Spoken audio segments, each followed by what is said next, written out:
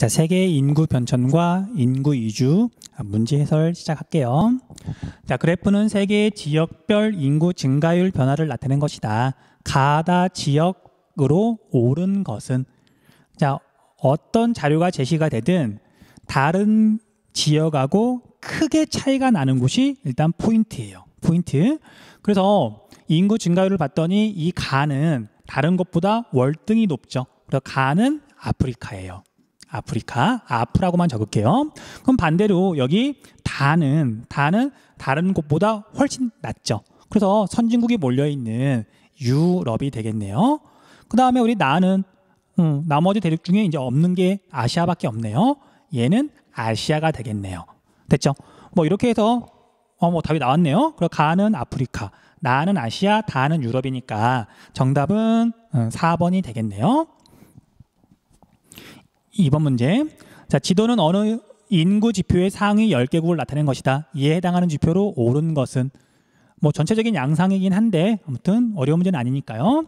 자, 이렇게 색깔이 진한 부분, 표시되어 있는 부분을 봤더니 주로 유럽이죠. 그 다음에 일본도 표현이 되어 있네요. 아, 얘는 아마 선진국에서 수치가 높게 나타나겠구나. 자, 성비는 별다른 이유가 없으면 100에 가깝고요. 물론 노년층만 따지면 100보다 성비가 낮겠죠. 그리고 이제 이렇게 사우디아라비아나 뭐 아랍에미리트나 이런 데 빼놓고는 성비가 대체로 100이죠. 선진국이라고 해서 딱히 높을 이유는 없어요. 총 인구, 중국이 없는데 말도 안 되고요. 인구 밀도, 우리나라 인구 밀도 겁나 높죠. 그리고 세계에서 인구 밀도가 제일 높은 나라는 여기 방글라데시인데 이것도 빠져 있으니까 당연히 아니고요.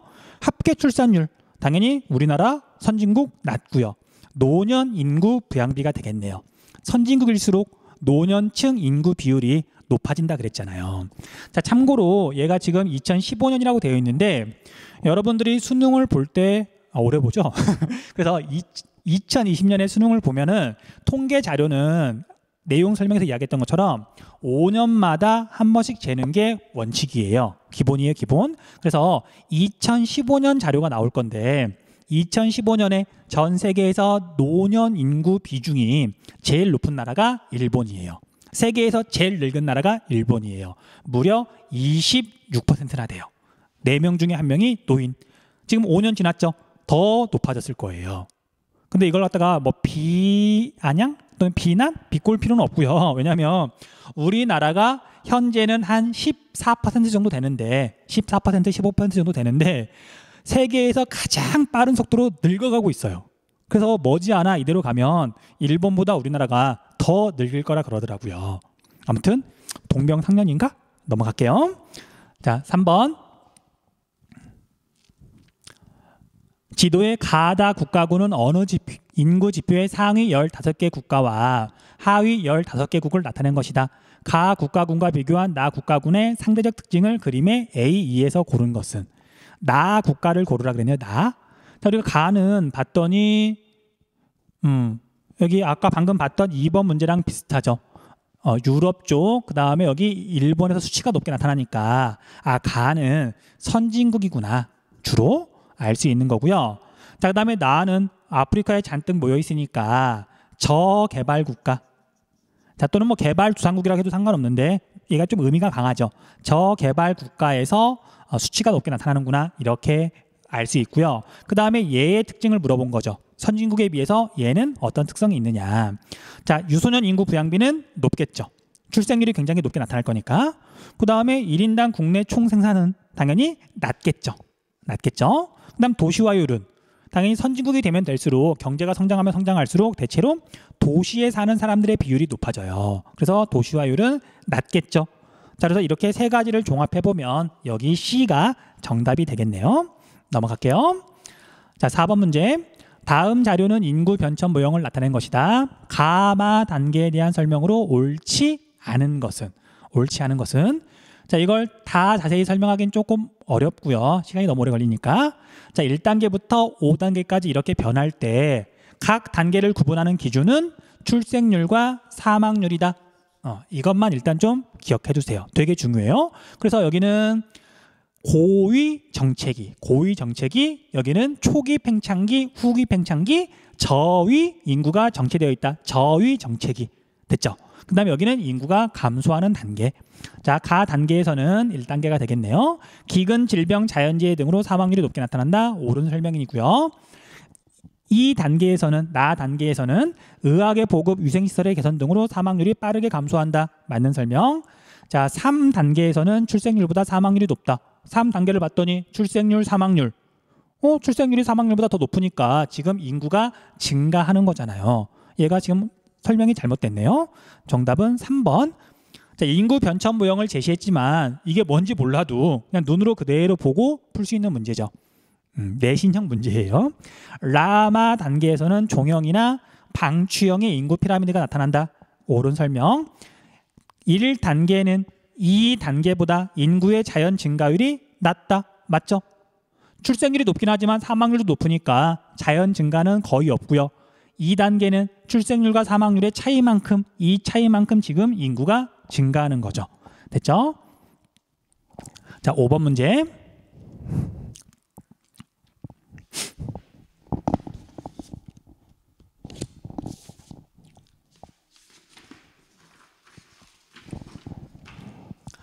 그래프는 전체 이주자의 출신 지역별 비율을 나타낸 것이다. 가다 지역에 대한 설명으로 옳은 것은 가다는 아시아, 아프리카, 앵글로 아메리카 중에 하나임. 자, 지역 내 이동이 포함된 값이래요. 그러니까 다른 대륙으로 가는 것뿐만 아니라 같은 대륙에서 이동하는 것도 뭐 포함하고 있다 그러는데, 근데 얘는 기본적으로 그 대륙의 경제 수준, 그 다음에 인구 규모랑 관련이 많아요.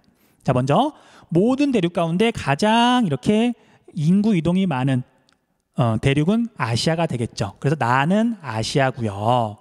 자, 그 다음에 유럽, 라틴 아메리카가 이렇게 있고, 그 다음에 가하고 다하고 이렇게 있는데, 아시아, 아프리카하고 앵글로 아메리카를 어떻게 구분할까요?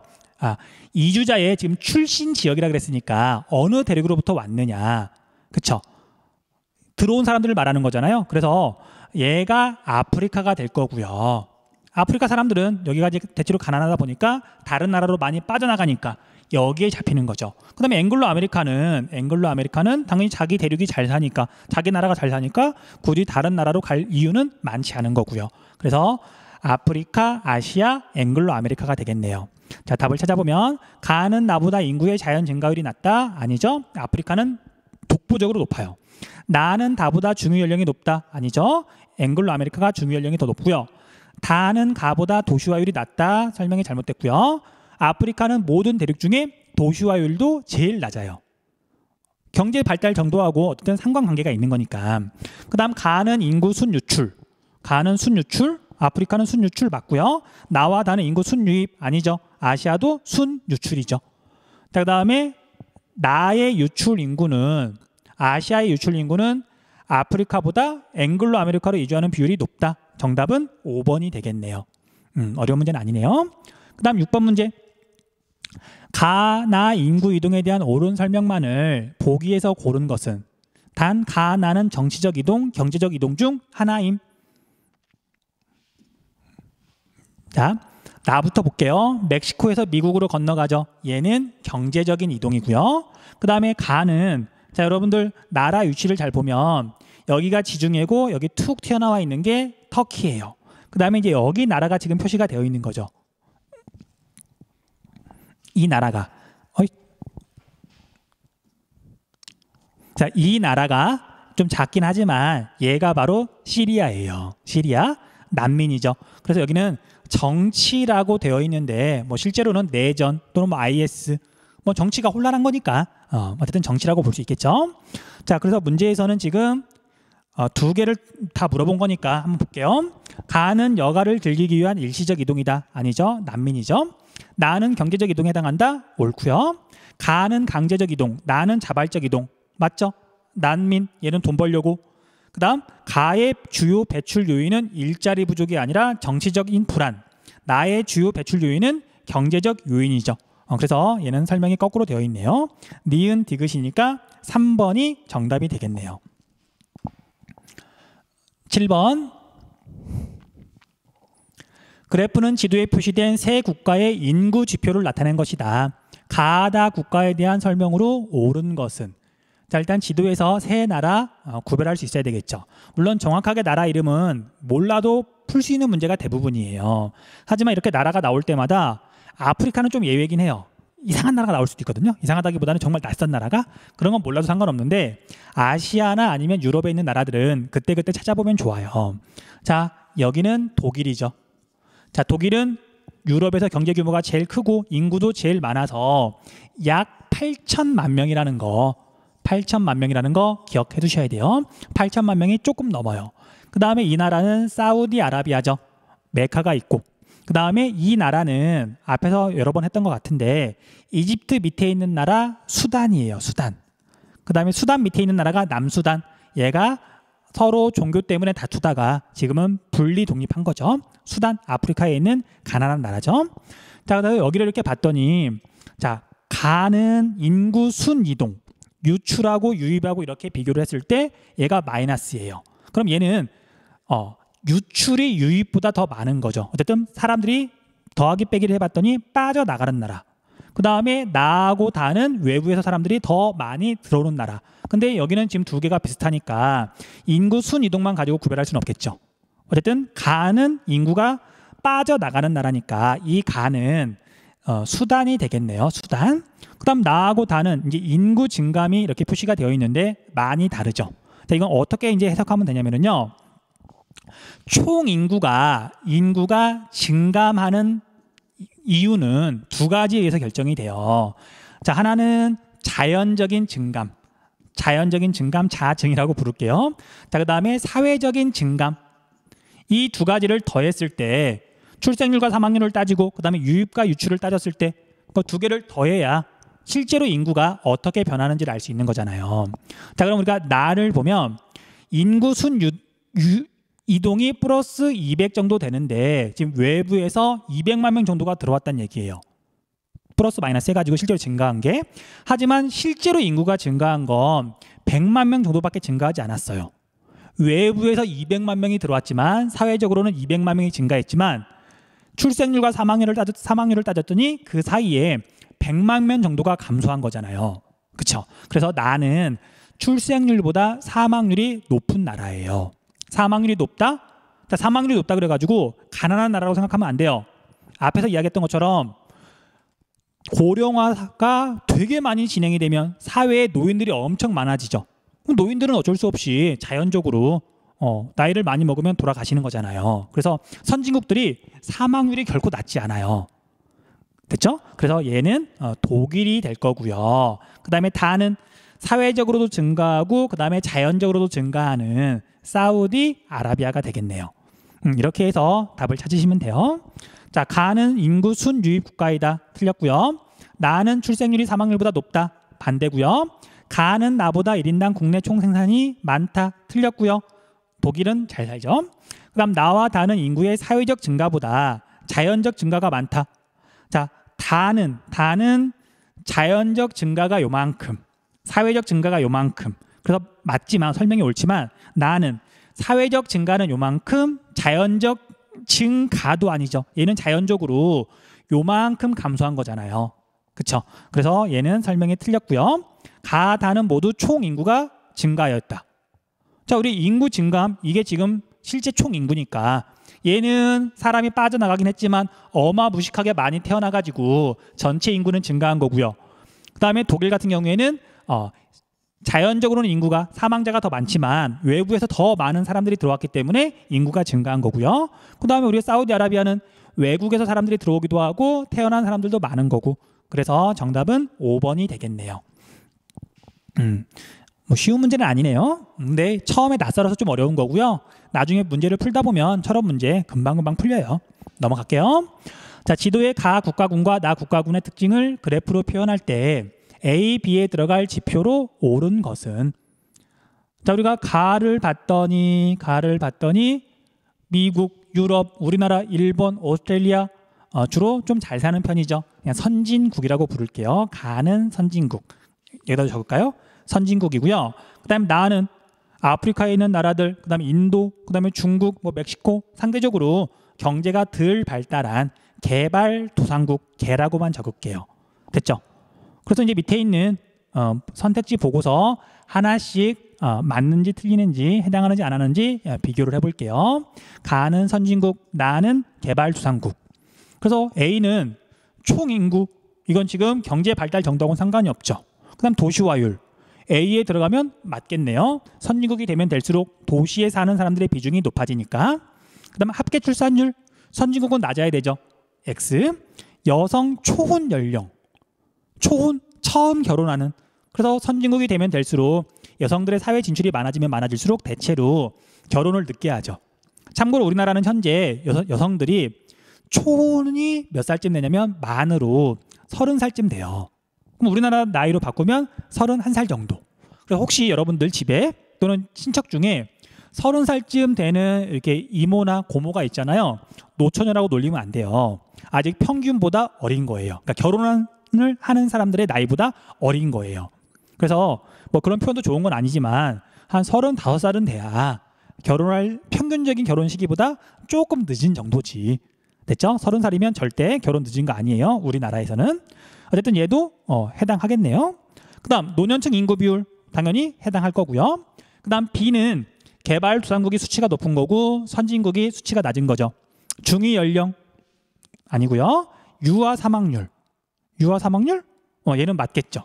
개발도상국은 유아 사망률이 높을 거고 아이들이 많이 죽는 거고요. 선진국은 유아 사망률이 굉장히 낮죠. 그 다음에 1차 산업 종사자 비율, 얘도 옳은 복이고, 그 다음에 인구의 사회적 증가, 얘는 당연히 아닐 거고요. 1인당 국내 총생산도 당연히 아니겠네요. 정답은 2번. 정답은 2번. 자, 수능 실전 문제 1번 볼게요. 그래프는 지역별 총인구, 인구 밀도, 인구 증가율을 나타낸 것이다. 가다는 아시아, 아프리카, 앵글로 아메리카 중에 하나임. 자, 꼭 이 문제 때문만은 아니고요. 여러분들 기출문제를 보면 알겠지만 대륙별 인구 규모는 알고 있다고 전제하고 문제가 나와요. 그 대륙별 인구는 반드시 외우셔야 돼요. 자, 제일 많은 건 아시아죠. 아시아. 그 다음 두 번째로 많은 건 아프리카죠. 아프리카. 자, 그 다음에 세 번째는 유럽이고 네 번째는 라틴 아메리카고 다섯 번째가 앵글로 아메리카가 되겠네요. 앵글로 아메리카. 그 다음에 오세아니아는 인구가 1억 명도 안 되는 거죠. 자, 이렇게 구분을 하시면 되고요. 그 다음에 이렇게 인구 규모는 당연히 알고 있을 테지만 인구 증가율을 봤더니 아프리카가 독보적으로 인구 증가율이 높고요. 유럽은 앵글로 아메리카보다 훨씬 적죠. 그렇죠? 체크 좀 해두시고요. 그 다음 인구 밀도를만 가지고 이것만 가지고 물어보는 일은 사실 없긴 하지만 그래도 나온 거니까 체크를 좀 하자면 아시아는 대륙이 제일 넓긴 하지만 인구가 정말 독보적으로 많으니까 인구 밀도도 제일 높아요. 그래, 계절풍 기후 지역에서 그 벼농사를 짓는 지역에서 인구 밀도가 정말 높아서 그래요. 물론 우리나라를 포함해서. 그 다음 두 번째로 인구 밀도가 높은 건 여기 아프리카네요. 아프리카가 넓긴 하지만 인구가 12억 명 정도로 다른 대륙보다 훨씬 많잖아요. 그 다음 뭐 유럽, 라틴 아메리카 비슷하고요. 앵글로 아메리카는 캐나다 때문에 캐나다는 워낙 추우니까 인구 밀도가 되게 낮았었죠. 그래서 얘가 앵글로 아메리카고요. 그렇게 구분하셔도 되겠네요. 됐죠? 자, 답을 찾아보면 자, 이건 뭐 조금 헷갈릴 수는 있지만 이렇게 천천히 풀다 보면 뭐 정답을 확실하게 찾을 수 있죠. 자, 옳지 않은 것 고르라 그랬으니까 가는 세계에서 인구가 가장 많은 국가를 포함한다. 아시아에는 중국이 있죠. 나는 가보다 1인당 지역 내 총 생산이 많다. 앵글로 아메리카는 아시아보다 잘 산다. 맞는 설명이니까 정답은 아니고요. 아프리카는 아시아보다 합계 출산율이 높다. 옳은 설명이죠. 인구 증가율이 훨씬 높잖아요. X. 아프리카는 앵글로 아메리카보다 노년 인구 부양비가 높다. 얘가 지금 설명이 거꾸로 되어 있네요. 아프리카는 모든 대륙 가운데 노년 인구 부양비는 제일 낮겠죠. 제일 낮겠죠. 가는 아시아, 나는 앵글로 아메리카, 다는 아프리카이다. 옳은 설명이고요. 2번. 그래프는 지역별 인구 비중과 각 지역의 연령층별 인구 구조를 나타낸 것이다.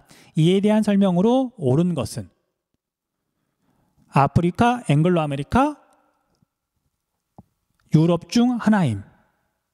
지금 A, B, C랑 가나 다랑 대륙이 다르네요. 구분을 좀 잘 해야 되겠네요. 자, 먼저 지역별, 대륙별 인구 비중을 봤더니 얘는 인구 수가 아니라 비중이죠. 전 세계 인구를 100이라 그랬을 때 몇 퍼센트나 되느냐. 그래서 아시아는 실제로는 45억 명 정도지만 60%가 되는 거네요. 어쨌든 인구 수하고 인구 비중하고는 순서가 똑같으니까 A는 아프리카가 되겠네요. 아프라고만 적을게요. 그 다음에 B가 라틴 아메리카보다 인구가 조금 더 많죠. 그래서 B는 유럽이 될 거고요. 그 다음에 C는 당연히 앵글로 아메리카가 되겠네요. 그 다음 가나 다를 봤더니 자 이제 얘는 아시아, 아프리카, 유럽 중 하나인데 자 여러분들 이렇게 인구 구조가 나오면 뭘 봐야 된다 그랬죠? 65세 이상 인구를 봐야 된다 그랬어요. 청장년층 보는 건 바보 같은 거고요. 그 다음에 유소년층 인구는 약간 헷갈릴 수 있으니까 우리가 노년층 인구를 보자. 다는 다른 대륙보다 노년층이 제일 많아서 거의 20% 가까이 되네요. 유럽이 되겠죠. 고령화가 제일 많이 진행된 대륙. 그 다음에 가는 봤더니 얘가 여기가 90%고 여기가 95%고 노인 인구 비율이 5%도 안 되는 거죠. 그래서 가는 아프리카가 될 거고요. 그 다음 나는 그 중간이니까 아시아가 되겠죠. 이렇게 해서 답을 찾아보면 되겠네요. 자, A는 B보다 2000년 이후 인구 증가율이 낮다. 지금 얘는 옳은 걸 고르는 거죠. X. 아프리카는 언제든 인구 증가율이 제일 높았죠. B는 C보다 유럽은 앵글로 아메리카보다 포함된 국가의 수가 많죠. 앵글로 아메리카는 미국, 캐나다 두 개밖에 없어요. 물론 그 작은 나라들을 앵글로 아메리카로 넣는 사람도 있지만 우리가 고등학교 과정에서 앵글로 아메리카는 미국, 캐나다 딱 두 개. 그 다음 나에는 아시아에는 인구 10억 명이 넘는 국가가 포함되어 있다. 맞죠? 아시아에는 중국하고 인도가 인구 10억 명이 넘죠. 아프리카는 다 유럽보다 인구 총부양비가 낮다. 자, 이거 뭐 외우는 게 아니고 여기 그래프를 보고 그대로 푸는 거죠. 가하고 다하고 봤더니 인구 총부양비는 청장년층의 비중하고 반비례한다. 반비례. 자, 그래서 가는 다보다 청장년층의 비중이 낮으니까 총부양비는 높겠죠. 설명이 잘못됐고요. A는 아프리카, 아프리카는 가 맞고요. B는 유럽, 유럽은 다네요. 설명이 잘못됐고요. 3번 문제. 자, 3번 문제 봤더니 여기 삼각형 좌표가 또 나왔네요. 자, 우리가 앞에서 한번 나온 적 있죠. 그래서 그때 자세히 설명하긴 했지만 지금은 또 짧게만 이야기할게요. 자, 삼각형 좌표는 1, 2, 3 하나, 둘, 세 개의 값을 읽었을 때 100%가 나와야 내가 잘 읽은 거다. 그리고 두 번째, 자, 값을 읽을 때는 건물의 층수라고 생각하면 된다. 그럼 하나만 읽어볼게요. 자, 우리가 C의 1950년 값을 한번 봐볼게요. C의 1950년 값. 자, 얘는 이렇게 0세부터 14세는 0부터 지금 50까지 있죠. 여기가 꼭 100일 필요는 없어요. 그래서 0부터 50까지 있는데 그럼 얘는 몇 층에 해당하냐면 이렇게 층수를 봤더니 이렇게 가면 24층 정도가 되겠네요. 그 다음에 우리가 이제 15세부터 64세까지는 여기가 0층이고 아니죠. 얘는 여기가 50층이고 얘 0부터 시작하는 게 아니네요. 자, 60층이고 이렇게 읽어 나가야 되는 거죠. 자, 그래서 이렇게 가서 읽어봤더니 68층 정도가 되겠네요. 그쵸? 그 다음에 여기 65세 이상은 0층부터 이렇게 층수가 높아지니까 이렇게 와서 읽으면 몇 층 정도가 되냐면 아마 8층 정도가 될 거예요. 자, 소수점에서 약간 오차가 날 수 있지만 이렇게 읽은 다음에 자, 다 더해봤더니 얼마가 나와야 되냐면 100이 나와야 되는 거죠. 잘 읽었죠?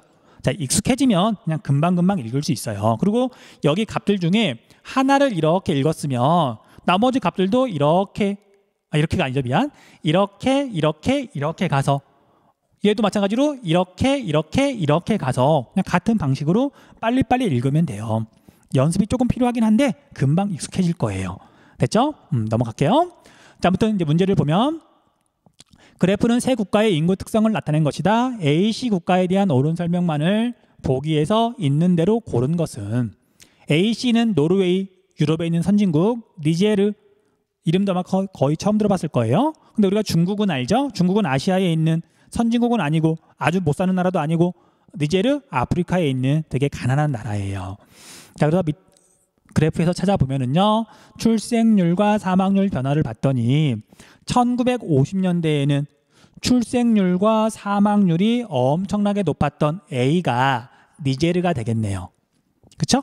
그 다음에 이제 이렇게 2010년에서 2015년이 됐더니 출생률은 별다른 변화는 없어요. 니제르를 봤더니. 하지만 사망률은 30%, 1000분의 1이죠, 단위가.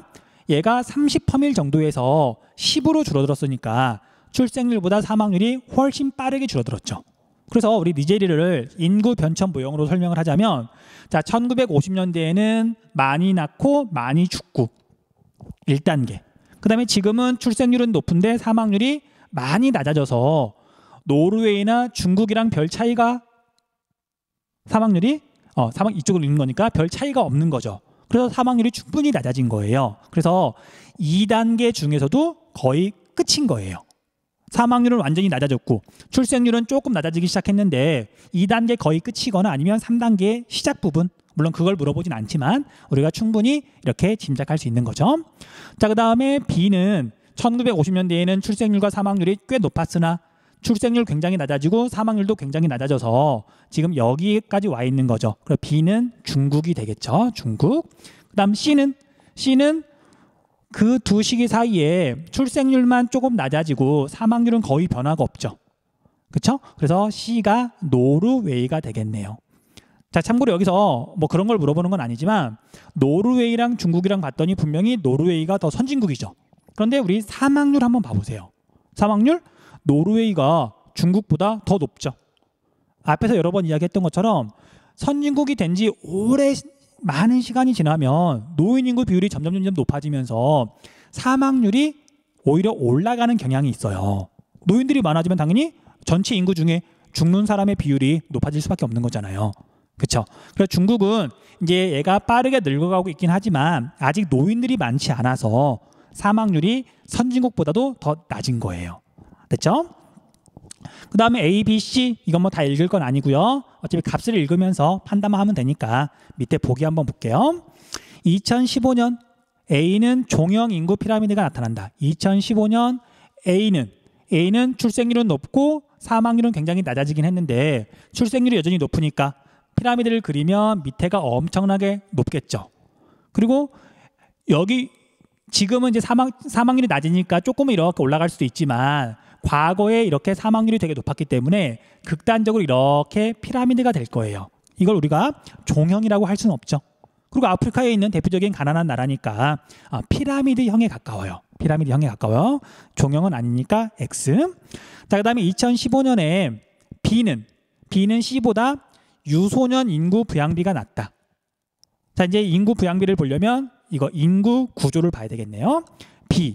B는 아까 중국이었고 C는 노르웨이이긴 했는데, 자, 유소년 인구 부양비는 유소년하고 이제 청장년층의 인구 비율을 봐야 되는 거죠.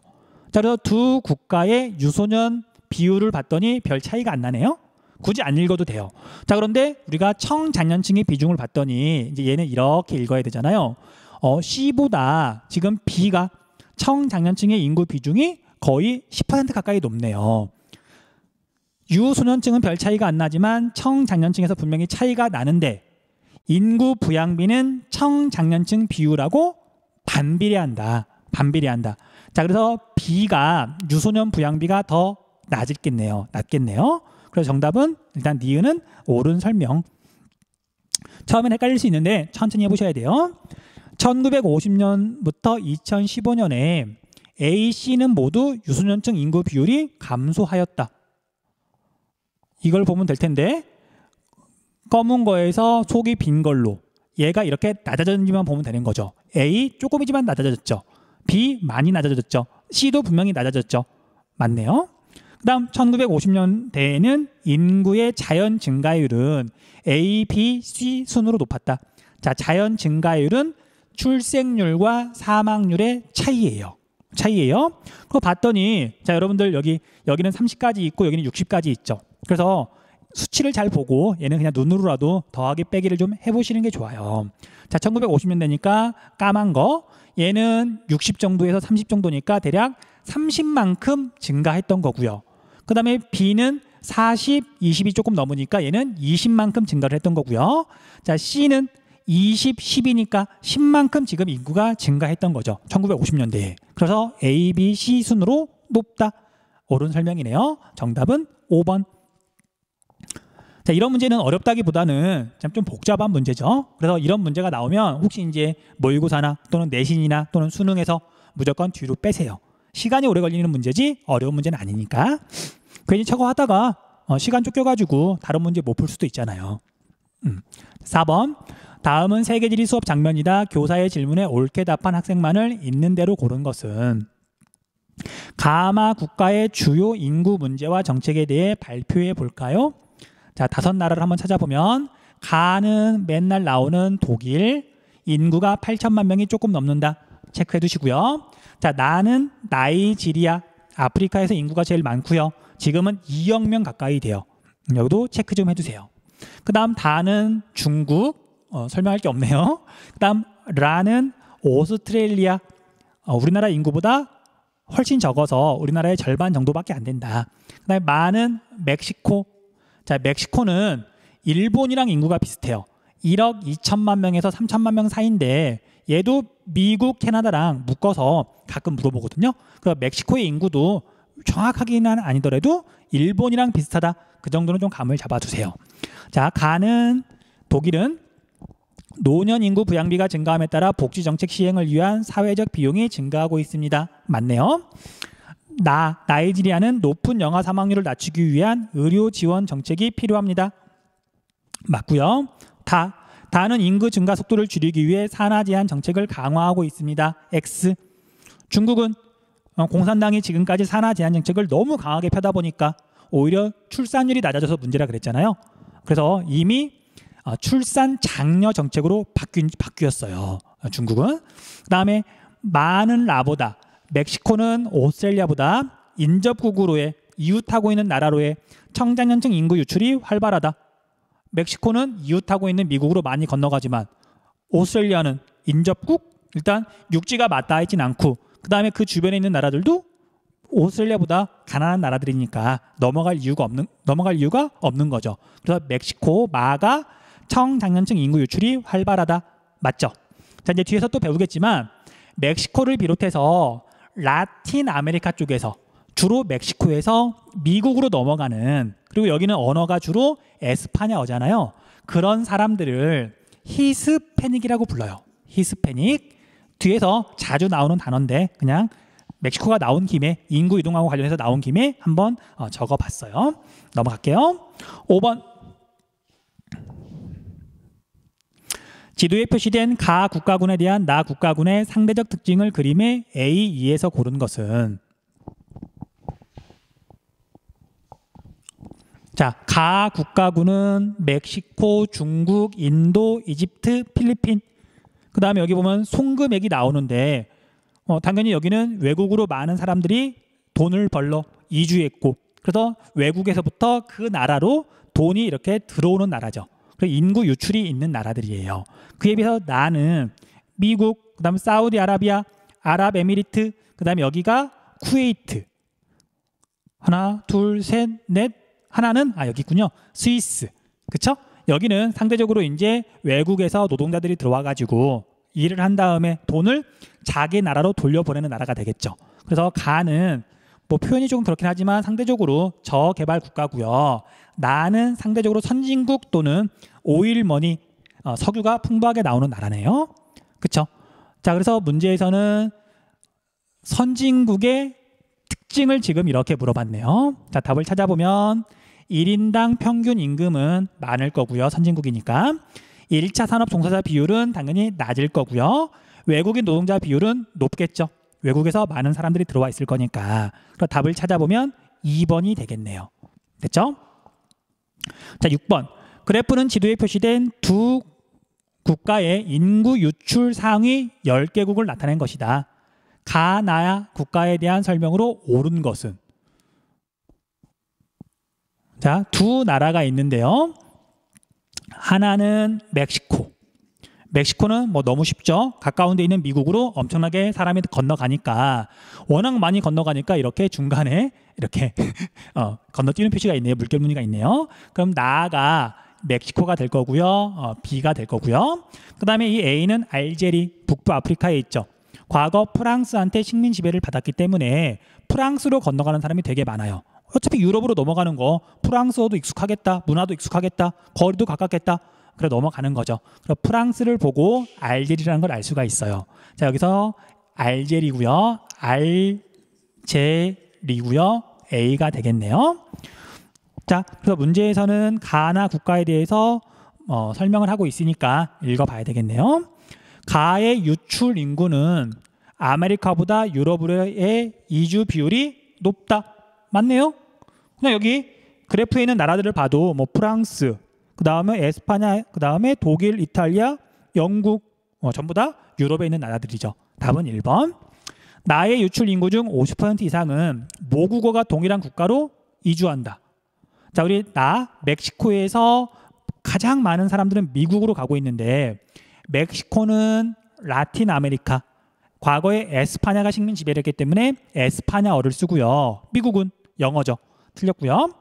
가는 나보다, 알제리는 멕시코보다 육상으로 국경을 접한 국가로의 유출 인구 비율이 높다. 틀렸죠. 알제리는 지금 지중해를 건너가야 되는 거고요. 멕시코는 미국이랑 육지로 연결되어 있고, 그 다음에 나의 유출 인구는, 멕시코의 유출 인구는 알제리의 유출 인구보다 도착 지역 주민과의 종교 갈등이 심하다. 자, 멕시코는 가톨릭을 주로 믿고 있고요. 하지만 크리스트교죠. 그 다음에 미국은 종교의 자유가 확실하게 보장되는 나라거든요. 그래서 가톨릭을 믿든 아니면 개신교를 믿든 별 상관이 없고요. 자, 그에 비해서 알제리는 북부 아프리카니까 건조기후니까 이슬람교. 그런데 유럽은 크리스트교. 설명이 거꾸로 되어 있죠. 그 다음에 가는 A, 나는 B가 되겠네요. 됐죠?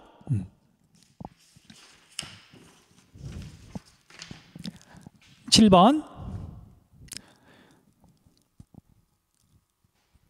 다음 글의 기억 리을에 대한 옳은 설명만을 보기에서 고른 것은 21세기 인구 이동의 두드러진 사회 현상으로 세계화와 국제 이주의 증가를 들 수 있으며, 자, 정치적 목적의 이주가 경제적 목적의 이주보다 높은 비율을 차지한다. 말도 안 되고요. 있으며 이에 따른 사회적 변화가 나타나고 있다. 인구 유출 지역에서는 지역 경제가 활성화될 것이며 해외로 나간 사람들이 돈을 보내오니까 맞는 설명이고요. 그 다음에 긍정적인 시각과 장기적으로는 국가 발전이 어려워질 것이라는 부정적 시각이 함께 나타난다. 그 지역에 젊은 사람들이 주로 빠져나가는 거고요. 그 다음에 그 지역에 엘리트들이 빠져나가는데 다시 돌아오면 뭐 큰 문제가 안 되겠지만 자기 나라들이 워낙 가난하다 보니까 엘리트들이 빠져나가서 다시 안 돌아오려고 그래요. 그러니까 우수한 인력들이 자꾸만 빠져나가는 거죠. 근데 얘는 지금 말이 안 되는 거죠. 아프리카는 가뜩이나 인구 증가율이, 출산율이 높아서 문제인데 출산율이 하락하는 건 지금 시점에서는 반길만한 일이고요.